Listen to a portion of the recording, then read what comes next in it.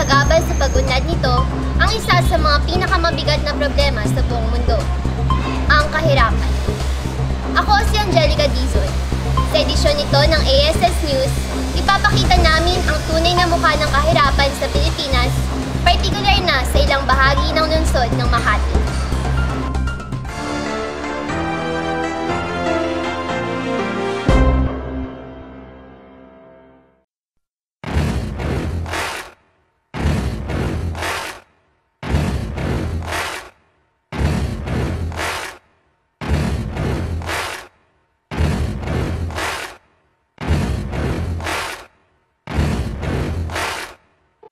Ang kahirapan ay tumutukoy sa kalagayan o katayuan ng isang tao na walang isang halaga ng mga pag-aaring material o salapi.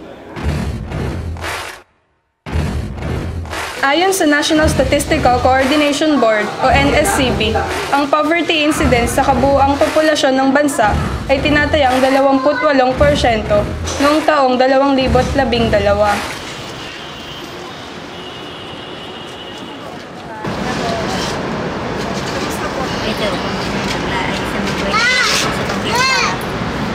Dito po kayo. Oo, dito kami natutulog. Ay, kami natutulog sa bangketa pag walang jeep.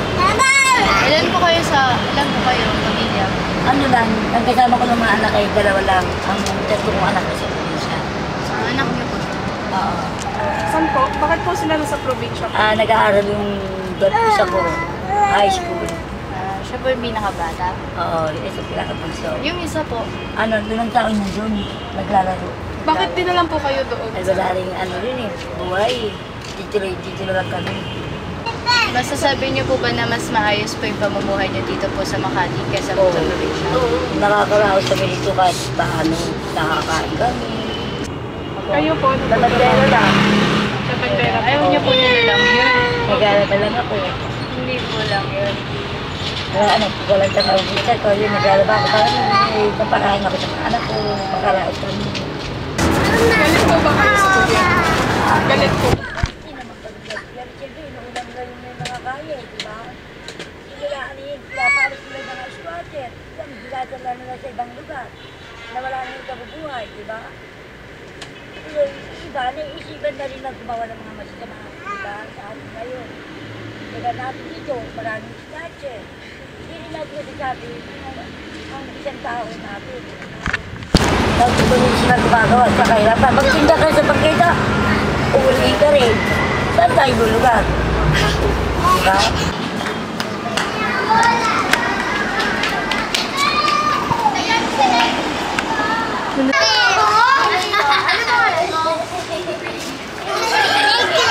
Ano pangalan mo? Saan si mama mo? Ano si nakakain ka na ba? Kumain ka na? Kumain ka na?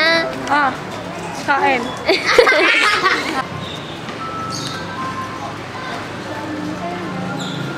Sa tingin ko naman, medyo makasawisa ng tingin. Lawa ko lang sa ibang mga iba. Meron?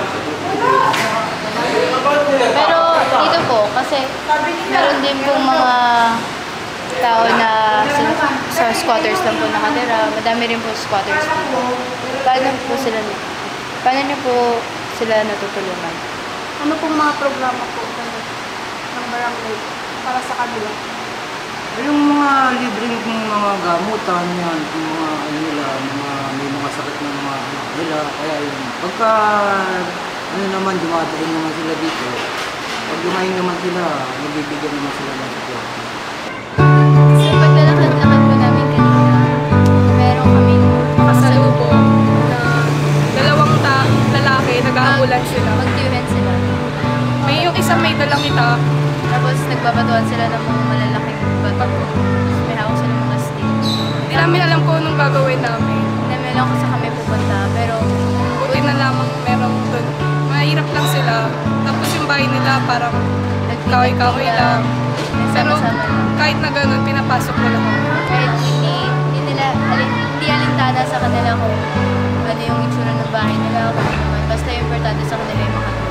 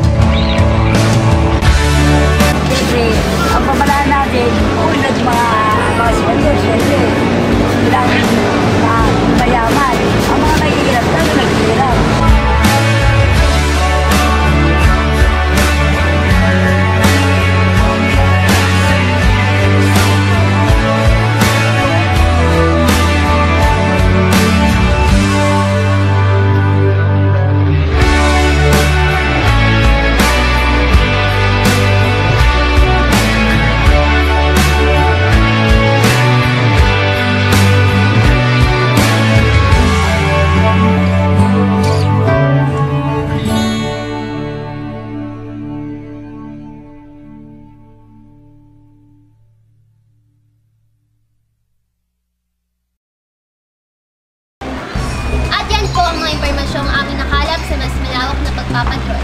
Ito ang ASS News. Walang kinikilingan, walang pinoprotektahan, walang kasinungalingan. Serbisyong totoo lamang. Maaari niyong i-follow ang aming programa sa aming website, Twitter at Facebook. Mula sa ASS News Team dito sa Makati, Philippines.